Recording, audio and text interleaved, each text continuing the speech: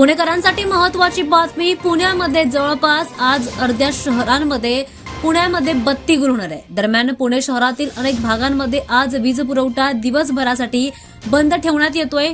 Maharashtra state electricity distribution company लिमिटेडच्या देखभाल आणि दुरुस्तीचं काम सध्या चालू आहे आणि त्यामुळेच हा वीज पुरवठा खंडित होणार आहे. संध्याकाळी 5:30 वाजेपर्यंत हा विजेचा पुरवठा खंडित राहणार असल्याची बातमी समोर येते. महावितरणाने आजच्या नियोजित वीज घटक बंदीचा निर्णय घेतला असून त्यामुळे पुण्यातील मध्यवर्ती भागांपासून उपनगरांपर्यंत अनेक स्थानिक भागांना विजेचा पुरवठा देखभाल आणि दुरुस्ती कार्यासाठी बंद ठेवणार असल्याचं सांगितलं जात आहे. नागरिकांना पुरेशी पूर्वसूचना देण्यात आली आहे.